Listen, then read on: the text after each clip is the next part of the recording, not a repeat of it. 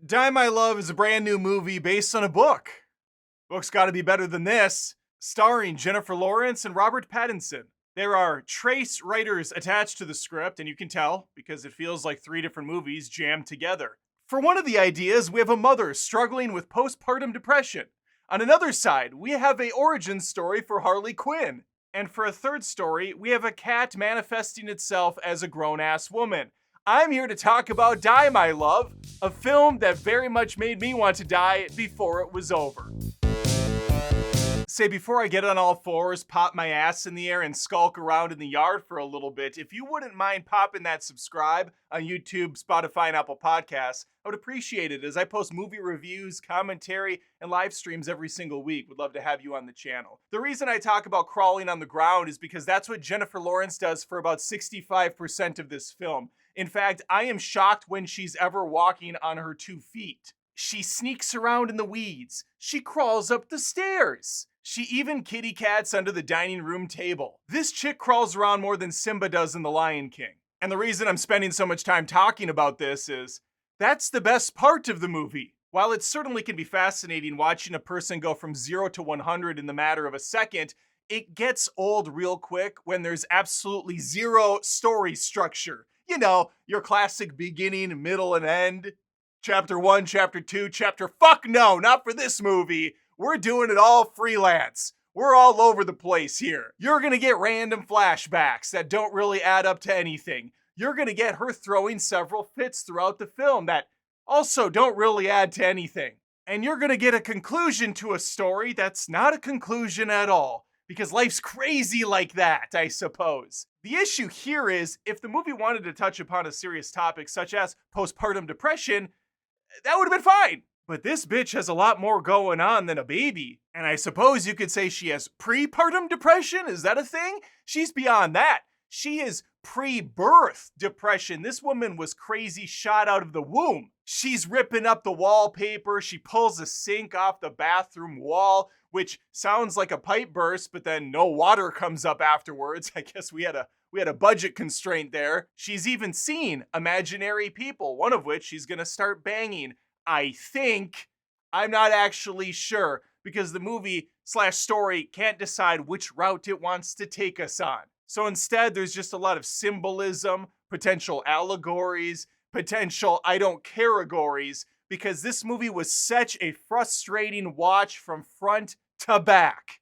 Tonally, it's all over the place. Is it a dark comedy? Is it a dramedy? Is it a straight thriller? Well, in order to have a thriller, you gotta have something thrilling going on. But as it stands, we're following our two lovebirds, Grace and Jackson. Grace, as I talked about already, is cuckoo for Cocoa Puffs. Jackson's just kinda chill, going with the flow, working late, possibly cheating on his wife. It's unclear. There's signs, such as a box of condoms that's always in the dash of the truck, but that could also just be playing to the neuroticism that Grace has going on for her. This chore of a film is 2 hours long, feels like 12. I don't think I've ever sat so long in a movie theater before in my mind. Actually, you know what? The last time I was this frustrated watching a film was another Jennifer Lawrence movie called Mother. That whole fucking film was an allegory for, Mother Nature. The problem with being clever is you have to be entertaining at the same time, something that both movies failed to do, because when your whole thing is just confusion on top of confusion on top of character decisions that make no logical sense, it's so frustrating beyond compare. Add on top of it the layers of artsy bullshit, holding a shot for far too long, filming half this movie at night, but it's clearly a day-to-night filter, so it doesn't even look very good in those moments. It's not adding anything to my enjoyment. I can't even say Jennifer Lawrence put in an amazing performance because she's just nuts the whole film, licking the windows, squirting some of her boob milk onto a piece of paper, mixing it with ink. Because she's bored!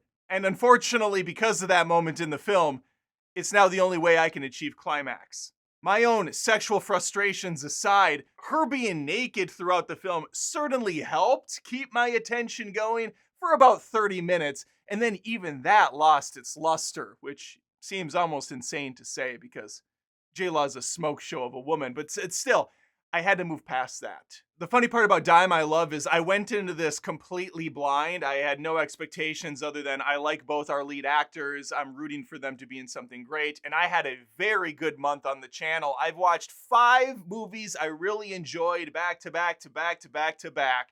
It's been a good run. And that run is now over. But I watched the trailer after seeing the movie just out of curiosity.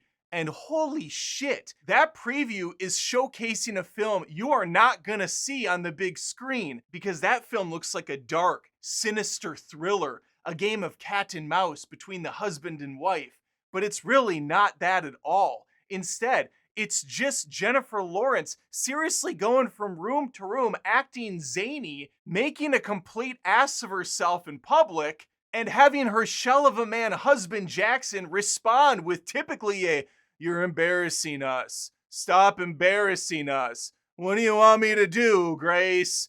You just wrecked the bathroom. You put a knife next to the baby. You killed a fucking animal. Will you marry me?" That's honestly the order of operations and how quickly shit like that comes out of the blue. And the way anyone acts or responds in this film is so completely insane. And maybe that's a choice, but I don't know what I'm supposed to be watching or connecting with during those choices. I'm gonna give you an example. There's a scene where our lovers leave the house in the car and they're in the middle of an argument. And along the way, they hit a horse so badly it smashes them both forward. It dents up the front of the car. The horse just gallops away. How do they respond? They instantly get out of the car, and Jackson walks over to a tree and takes a piss. They both get in the car and they drive home. There is almost zero reaction to what happened, and the scene is over in like 10 seconds flat. What? And by the way, when I say lovers, I mean it. Grace is down to clown all the time. This woman is 24/7 horny. Fellas, if you meet a woman like this in the real world, lock that shit down. Then again, you get that crazy that comes along with it, so maybe not. I don't know. Oh, also, the film is presented in 4:3 aspect ratio because fuck you, that's why. There's no reason. Just artsy. It's artsy. It's not like it's taken place in the 80s or even 90s. They have plasma widescreen TVs. So, they're presenting movies in widescreen within the universe. Why is it in 4:3? I just for the life of me want to understand some of the choices that the writers and directors make when they do these projects together. Are they trying to connect with anyone at all? Or are they simply just trying to make what the fuck moments to entice some sort of engagement online to build up some hype? Like, oh, I bet you weren't expecting this to happen. All right, in this scene, Jennifer Lawrence is gonna crawl up the stairs and get upset when her husband doesn't play along. Wait, we already had her crawl around like 8 other times in the movie. Yeah, that's her character. People will relate to that because postpartum depression or something, I don't know. It would have been one thing if they just picked one of these lanes to go down, such as the postpartum depression, had us see Grace's character before all this goes down. But the few instances we do get with her in flashbacks, she's still batshit nuts. I guess the takeaway here is I did not care for this one.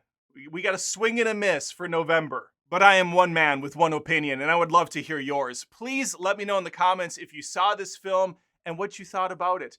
Let me know. Please, again, think of subbing to the show. Adam Does Movies on YouTube, Spotify, Apple Podcasts. There's plenty of ways to engage and watch. And hopefully, I see you next time. Now, if you excuse me, I see some perfectly good carpet over there that needs a good crawling on. I have to crawl on the carpet.